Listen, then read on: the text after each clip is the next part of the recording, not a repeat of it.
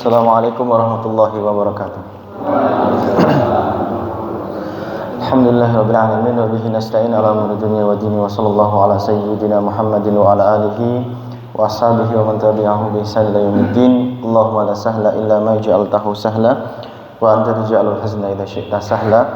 Allahumma 'allimna ma yanfa'una wa anfa'na bima 'allamtana wa zidna ilma.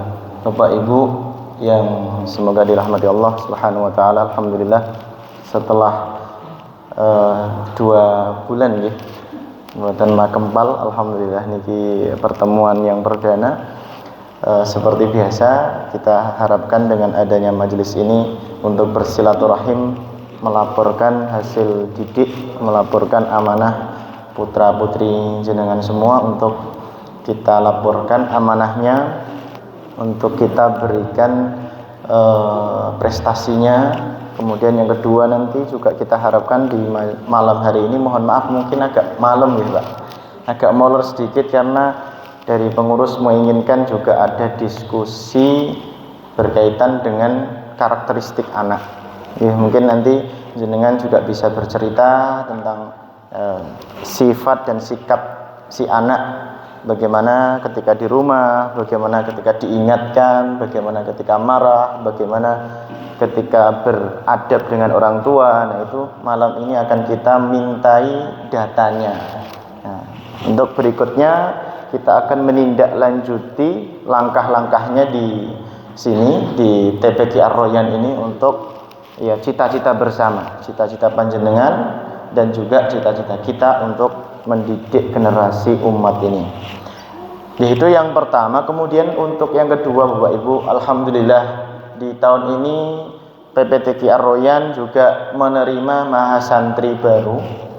Masya Allah, ini dari Pacitan ada 6 orang mahasantri, juga ada tambahan 2 ustadz. Masya Allah, yang satu LC juga Bu, LC alumni Yaman juga sama, tapi dari Bogor, bukan dari Pacitan. Alhamdulillah sudah 8 tahun mondok plus 4 tahun di Yaman, sudah meraih gelar S1, lulusan Kamlut. Kamlut itu kalau di IP kan IP 4 ya, kalau di IP 4 kan ya berarti apa ya namanya, sangat memuaskan. Intinya beliau Masya Allah orangnya cerdas, kemudian ahli bahasa, jadi ahli bahasa Arab. Itu nanti siap juga untuk mengajar di pondok ini. Nanti mudah-mudahan juga bisa difungsikan untuk khatib Jumat dan juga untuk khatib Idul Fitri dan Idul Adha. Beliau siap untuk bersama-sama mengembangkan pendidikan yang ada di Pacitan. Asli putra Bogor dan belum menikah. Belum menikah Pak, Masya Allah masih sangat muda. Kemudian yang kedua kita juga ada SDM Hafidh Quran 30 juz baru selesai dari Ma'had Ali dari Jepara. Ini juga akan mendampingi para mahasantri yang ada di pondok ini, dan juga nanti yang 6 orang dari mahasantri plus 1 ustadz ini juga akan mendampingi putra putri jenengan.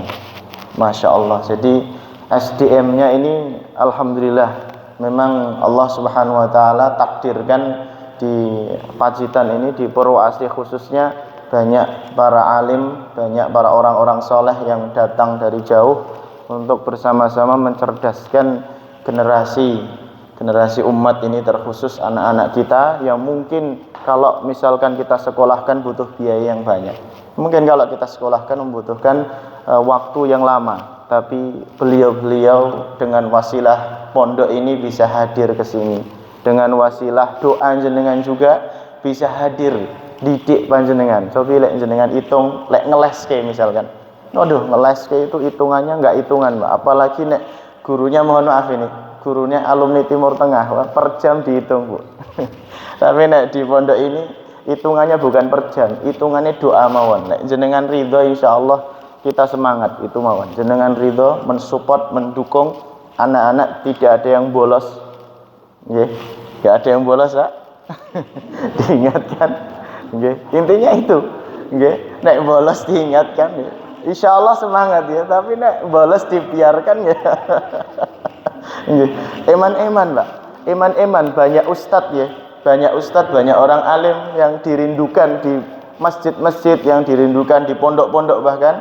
Ini ada di Gunung Cilek. Masya Allah, ada di Gunung Cilek dengan izin Allah. Monggo jenengan manfaatkan sebaik-baiknya. Biar anak-anak kita semakin baik ke depannya.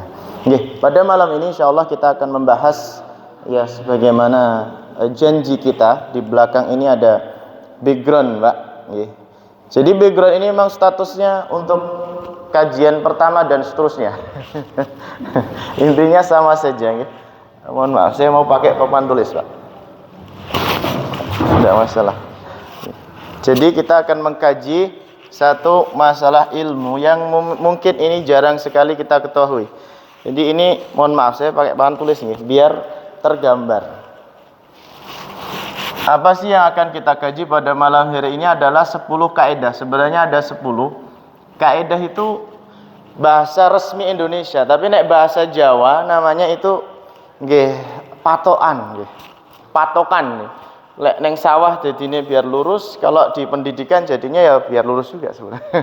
Jadi patokan bagaimana cara kita mendidik anak biar anak itu biar bisa ada batasan sukses apa enggak sih? Arahannya seperti apa sih? Kalau kita menjadi orang tua harus menjadi orang tua yang tipe apa? Kalau kita menjadi guru harus menjadi guru yang spesialisasinya seperti apa? Oke. Ini ada 10 kaidah. Jadi kita akan membahas 10 kaidah. Nggih. Pakai bahasa Indonesia mawon nggih. Saya itu nyuwun sewu ngajari ibu-ibu itu saking nggak bisa nulis Indonesia Arab terus, Bu.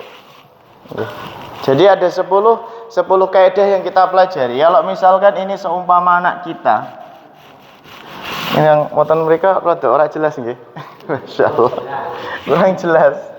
Nggih. Jadi ini seumpama anak kita. Nggih. Anak jenengan pinten, Mbak? Kalih. Nggih, kalih wis pon. Pak Nani. Nggih to, iki anak nggih. Anak itu buah hati gitu. Anak itu buah hati yang menjadi warna yang bisa mewarnai kita. Makanya lek anak soleh itu kira-kira nama baik orang tua kena mboten?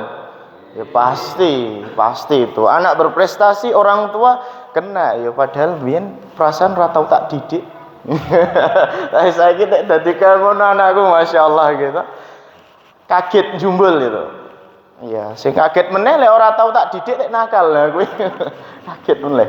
Nah, makanya ini harus kita kaji. Bagaimana sih cara supaya mendidik anak soleh? Apakah memang kita hanya mengikuti takdir mawon ya wis lek takdire soleh ya mesti soleh, lek takdire enggak soleh mesti enggak soleh. Mosok kita begitu, Pak? Enggak begitu. Jadi ternyata pendidikan anak itu sudah ada di dalam Al-Qur'an dan sudah diajarkan oleh para ulama bagaimana cara mendidik anak ini. Maka yang pertama yang kita harus pastikan ketika anak ini memang buah hati kita, hasil ya dari apa nggih Bu? Ya hasil dari kita maksudnya memang betul-betul yang kita harapkan anak ini menjadi milik kita sepenuhnya. Maka ingat, pendidikan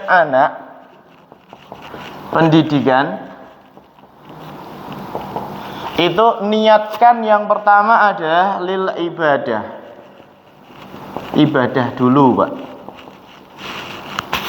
Yang pertama. Jadi mendidik anak itu ibadah.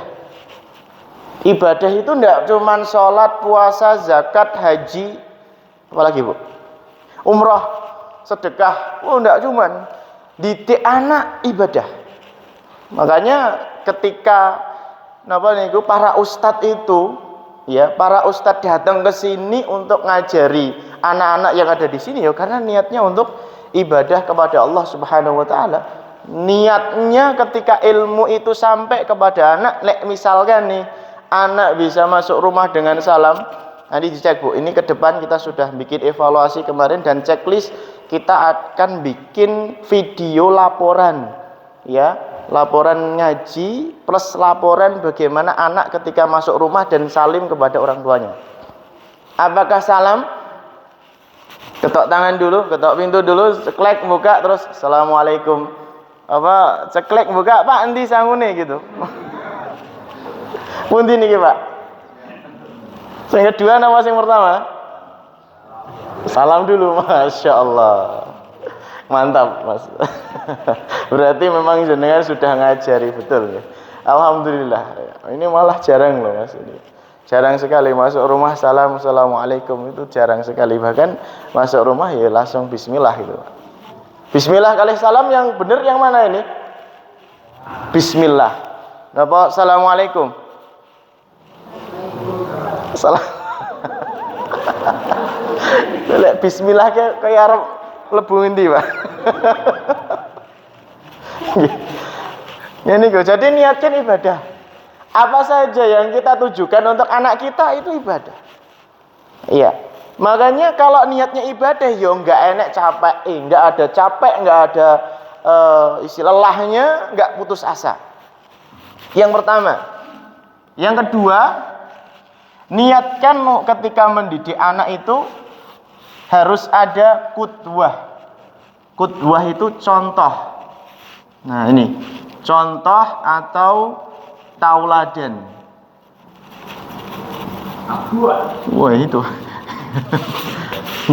Harus ada tauladan. Ya, harus ada contohnya. Lah kalau misalkan kita pengen jadikan anak itu soleh dan solihah, nek ndak ada contoh sulit, Bu. Nggak ada yang diidolakan. Nah ini idolanya TikTok nopo toktik. Kan masalah lah misalkan idola anak kita TikTok terus suruh deket sama ustadz ya. Kecuali Ustadz Vito nih mbuh. Tapi misalkan ustadznya wis tua-tua kayak saya niki anak kecil agak sulit untuk mengidolakan. Tapi yang sudah agak dewasa ya bisa mengidolakan. Tapi anaknya terlalu kecil ya agak sulit mengidolakan orang yang sudah agak tua seperti saya. Sampun tua napa mboten, Pak? Dereng toh. Contohnya gitu. Nah, ini penting, qudwah atau contoh. Makanya kalau kita tidak punya qudwah di dalam rumah, pastikan ada qudwah di tempat lain, di sekolahnya. Ya di sini, di TPQ Ar-Royan, kemudian di masjid-masjid. Supaya melihat nek putra, oh iya begitu ya jadinya. Nek laki-laki itu yo pakai songkok, yo pakai sarung, yo pakai jas, oh rapi. Nek perempuan itu, oh ya begitu nggih. Cara berpakaiannya biar rapi, biar bersih. Nah, itu salah satunya biar anak itu melihat. Tapi nek misalkan nggak lihat contoh, otomatis anak itu akan mencari jati dirinya sendiri, yang akhirnya mereka akan berkembang tidak bisa kita kendalikan. Loh nak kayak gini sih perkembangan kamu, loh gimana mau nggak berkembang salah sementara kita nggak mengerem perkembangan itu. Nah ini contoh paling berat, Pak. Makanya Rasulullah Shallallahu Alaihi Wasallam itu diturunkan Allah, diutus oleh Allah Subhanahu Wa Taala li utammim makarimil akhlak, untuk menyempurnakan akhlak manusia di muka bumi ini, rahmatan lil alamin, menyebarkan kedamaian, memberikan rahmat kepada seluruh alam. Lah itu berat. Ketika misalkan banyak orang yang bersengketa, masalah tanah sengketa, masalah harta sengketa, masalah warisan sengketa, masalah suami istri sengketa, kan berat. Maka butuh qudwah menawi contoh. Yang ketiga, di dalam mendidik anak. Ini saya sebutkan judul-judulnya dulu nggih. Makanya kajiannya nggih rutin. Nggih. Yang ketiga cara mendidik anak, ibadah, qudwah. Yang ketiga namanipun adalah teknik atau keahlian. Nah, ternyata ya butuh keahlian. Wong tukang bangunan aja butuh ahli nggih panane kita. Masang granit aja pakai teknik, Pak. Ini Pak Nan ini ahlinya nih, ahlinya ahli. Ya, jadi sama ketika mendidik anak juga butuh keahlian. Butuh keahlian bagaimana cara ngajarkan Al-Qur'an, alif, ba, ta, tha, jim, ha, kha. Bagaimana cara membaca Al-Qur'an yang benar. Nggih. Nah, bismillahirrahmanirrahim itu bismillahirrahmanirrahim. Loh, dulu kalau pernah diajari ngoten loh. Bismillahirrahmanirrahim. Kira-kira bener apa? Nah ini nek misalkan ke bawah sampai tua, ya mohon maaf nih, ke bawah sampai tua ini juga sama. Alhamdulillahirabbil ngalamin. Loh itu lek ke bawah sampai tua ya ngalamin terus. Ya ngalamin kok jadi ngalamat, Pak. Ngalamat. Jadi istilahnya ini penting untuk kita pelajari biar anak itu cara membaca Al-Qur'annya benar. Maka butuh ahli. Maka ahli ini ya pastinya orang yang membaca Al-Qur'an, orang yang menghafal Al-Qur'an, orang yang bisa untuk mengajari bagaimana cara membaca Al-Qur'an. Bismillahirrahmanirrahim. Alhamdulillahirabbil alamin. Ar-Rahmanir-Rahim. Maliki yaumiddin. Iyyaka na'budu wa iyyaka nasta'in. Cara membacanya harus benar. Butuh keahlian. Yang keempat, nah ini yang spesial, Bu. Butuh perhatian dan kasih sayang, Masya Allah. Dan kasih sayang. Iya, jadi didik itu nggak bisa dengan dikerasi doang. Ya, misalkan didik, nek nggak iso moco awas. Iya, awas pokoknya. Awas loh. Dicuewer mulutnya sampai berdarah. Besok jangankan mau belajar Al-Qur'an, megang Al-Qur'an aja udah ngerengkeli, wis gak bakal mau ngaji. Harus pakai kasih sayang, ini yang pertama. Nah, nanti apakah boleh untuk mendidik dengan kekerasan? Nah, nanti di sini. Ternyata kekerasan itu bukan pendidikan pertama. Tapi harus ada. Bukan yang paling utama, tapi harus ada dalam pendidikan anak kita. Maksudnya keras itu disiplin ya. Disiplin biar anak itu tahu batasan ini salah, ini benar. Nah itu harus tegas. Makanya perhatian dan kasih sayang diperhatikan. Maka diantara forward atau yang paling spesial pada anak itu dikasih hadiah. Kasih hadiah itu senang banget, Pak. Kasih hadiah, diajak hiburan, diajak apa nggih? Jenengan lebih tahu lah. Masalah niki jalan-jalan. Ya diajak tawaf alun-alun, ya keliling alun-alun 10 kali gitu kan. Gitu. Lah nggih, anak-anak udah seneng odong-odong gitu, Pak. Pokoknya lek awakmu selesai di pondok nanti ya bisa selesai Al-Qur'an khatam 30 juz tak tukokno. Napa, Pak?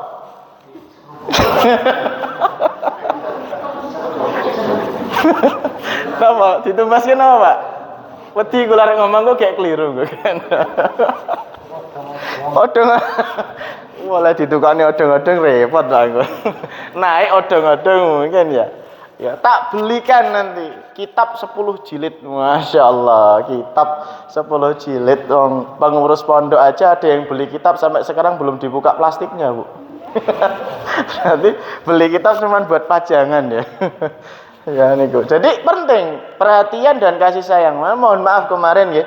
Ya kita dengan pengurus ada Pak D sebagai kepala sekolah dan juga teman-teman pondok semuanya ketika ngajak jalan-jalan kemana niku? Nggih, Pantai Serau memang belum. Harusnya rapat kayak gini duluan, Bu, tapi karena nggih sudah pengen ya.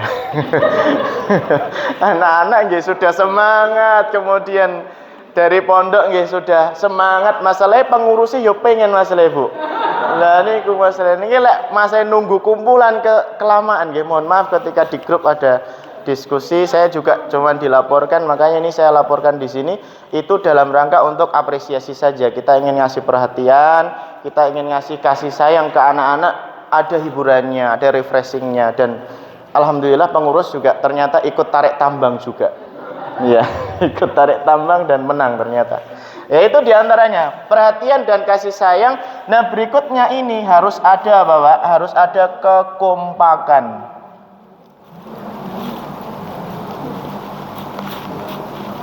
Harus ada kekompakan. Ini yang kelima, kompak. Ini fungsinya majelis kita malam hari ini, kumpulan kita malam hari ini untuk membuktikan poin kelima, Pak. Harus kompak antara orang tua dengan guru, antara orang tua dengan ustadz, antara orang tua dengan kakak-kakak di pondok yang ngajar, harus kompak.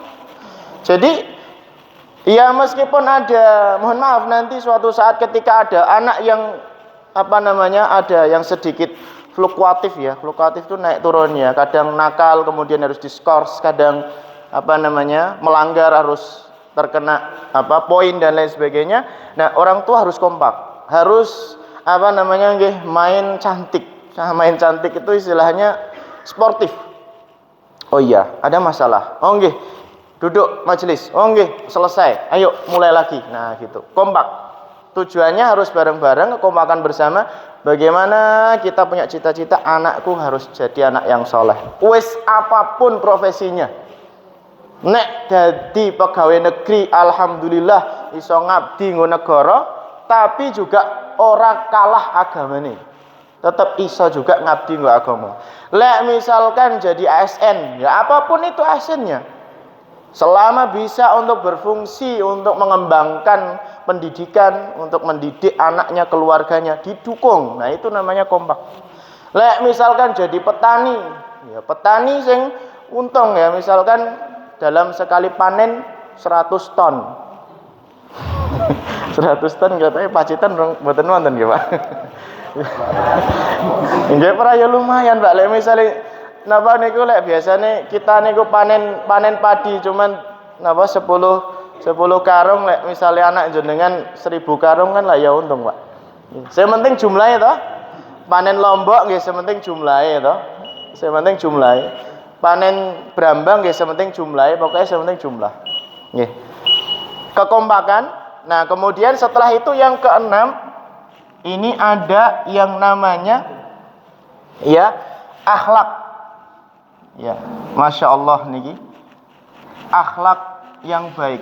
Akhlak ini harus dimiliki oleh siapa saja. Ini tulisannya keliru. Ada guru di sini. Waduh. Tulisan keliru. Termasuk abjad besar semua keliru nih ini, Bu.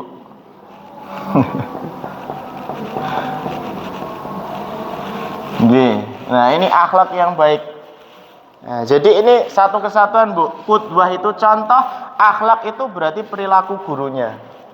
Nah, jadi kan nyambung toh? Contohnya ada, kekuatannya juga ada akhlaknya. Jadi anak itu seimbang ketika mengambil melihat, ketika mata itu melihat, telinga itu mendengar, kemudian tubuh jasad itu merasakan, ternyata orang tuaku itu betul-betul memberikan perhatian. Nah, ini akhlak ini akan terasa oleh anak. Nah, bagaimana poin-poin penjelasan ini tentu ada kajian-kajian setelahnya. Berikutnya setelah akhlak ada takdib. Ya, yang ketujuh ada takdib. Apa yang dimaksud dengan takdib? Takdib itu pendidikan. Pendidikan anak. Ya, contohnya kalau di dalam kitab pembahasan fikih, misalkan ya anak itu 7 tahun itu diperingatkan sholat. Nduk, sholat. Nah, 7 tahun, Pak. Itu diingatkan. Nah, misalnya sebaliknya malahan 7 tahun Bu, kowe sholat purung ya. Kowe berarti santri aroyan, Bu niku. Tenan niku. Nyuwun sewu lho. Bukan meremehkan jenengan ya. Ya, misalkan begitu. Jadi 7 tahun itu waktunya diingatkan ketika sholat ya. Diingatkan waktunya sholat. Nah, nanti sudah 10 tahun, misalkan anak ini sudah 10 tahun tidak mau sholat, kemudian baru baru digitik ya. Gitik tapi ojo suruh-suruh, Bu. Ya, terus biasalah monggo ayo sholat nak, sholat, disuruh sholat. Tidak harus ke masjid, bapak-bapak, ibu-ibu, mboten harus ke masjid. Selama anak itu mau sholat dulu sementing. Lah nanti wis cinta dengan sholat, baru kemudian coba toh kamu lihat toh di masjid itu kan nanti ketemu teman-temanmu, ketemu guru-gurumu. Oh iya toh. Baru kemudian anak itu ya ternyata nang masjid penak. Ya contoh seperti yang mbak-mbak ini kecanduan pondok, nggak tahu ada unsur apa ini. Unsur A, unsur B, unsur C sulit difahami dengan ya, nggak tahu. Maksudnya suka ngaji, Pak. Maksudnya suka ngaji. Di sini kan akhirnya kita pindah ke rumah. ya akhirnya yang mengampu ustadzah. Ya, yang mengampu ustadzah bukan ustadz. Ya lek misalnya saya ngampu ustadz beda cerita, Pak. Bisa orang ngaji yang lain masalahnya nanti. Ya, makanya kita taruh di rumah, insya Allah di sana alhamdulillah ada ustadzah. Sekarang sudah ada 3 ustadzah yang mengampu setiap hari, putri-putri jenengan aman di sana. Itu. Kemudian takdib. Nah, di sini berikutnya ada yang ke-8, ada baru di sini aturan dan kedisiplinan. Nah, jadi ada memang, tapi tidak utama. Baru kita bikin aturan-aturan. Maka di sini kan di pondok kan kita bikin aturan-aturan. Kalau misalkan anak itu ya sholat rame, maka aturannya apa? Kalau misalkan nggak pakai baju putih di hari Selasa, aturannya apa? Kalau misalkan anak itu rusak buku mutabahnya, buku checklistnya apa, aturannya apa? Nah itu, ini ada aturan dan baru kemudian ada konsekuensi kedisiplinan. Nggih, mohon maaf di sini kita sudah menyampaikan bahwasanya disiplin itu hak anak dan juga hak guru. Hak anak dan guru. Kenapa seperti itu? Karena anaknya di sini. Kok bukan hak orang tua? Ya orang tua kan sudah bukan wilayahnya ustadz. Jadi misalkan anak itu nakalnya di rumah, kowe le anake kok nakal banget mesti ngaji ini aroyan di rumah loh. Nah, itu keliru. Tapi kalau kejadiannya di sini, lah itu baru kemudian baru nyalahkan aroyan. Nah, tapi kalau di rumah ya berarti aturan di rumah. Maka ini aturan dan kedisiplinan perlu disinkronkan. Makanya nanti ada diskusi bagaimana kita akan memberikan aturan yang sifatnya disiplin biar anak-anak itu ngerti, oh sedang langgar, oh ngerti sedang ada masalah dan lain sebagainya, dirangsang dengan aturan-aturan itu. Ya, ini yang ke-9. Ya, ada akhlak, ada takdib, ada pendidikan, ada aturan, ada kedisiplinan, ada interaksi dan komunikasi. Ini yang menjadikan semua masalah jadi ringan. Masalah yang besar jadi ringan, masalah yang ruwet jadi teruraikan, masalah yang berat jadi selesai. Sebabnya satu, interaksi dan komunikasi. Jane iki kur ngono kuwi lho. Tapi karena gara-gara kita nggak pernah mau minta cerita dengan ustadznya langsung atau dengan anaknya langsung, hanya denger dari tetangga. Kuwi lho, anakmu ning aroyan iki dijuweri sampai wabang kabeh. Hanya dari tetangganya. Wes besok nang awakmu kowe ora nyang pondok. Kuwi njeweri tok kuwi. Ora nyang pondok pokoke wis. Akhirnya ngomong tetanggane ning aroyan ternyata ora ngajari ngaji, tapi ngajari jewer-jeweran.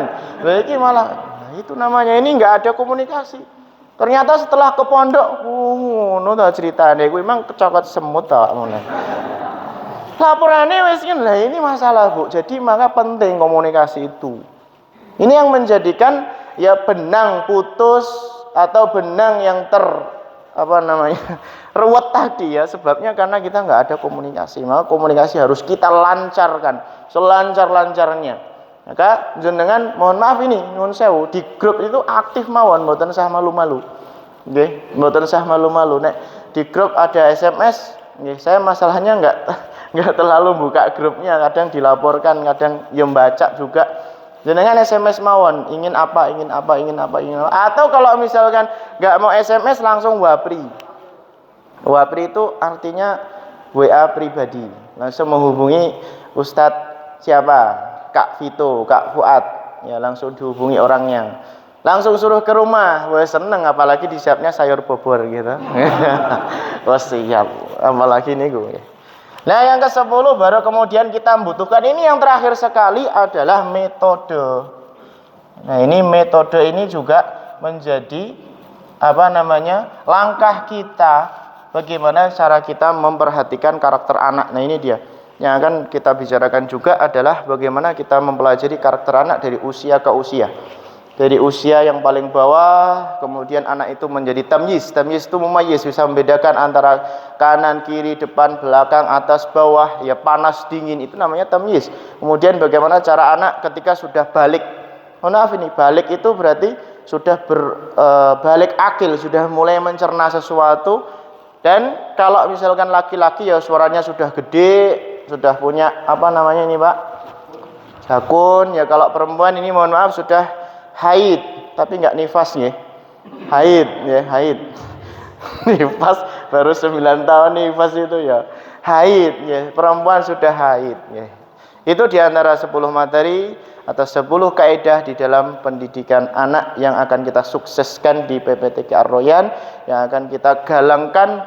Butuh kerja keras bersama antara panjenengan sebagai orang tua dan pemilik anak, dan kita sebagai guru yang merasa memiliki untuk mendidik anak panjenengan sami, yang mudah-mudahan bisa menjadi generasi soleh dan solehah.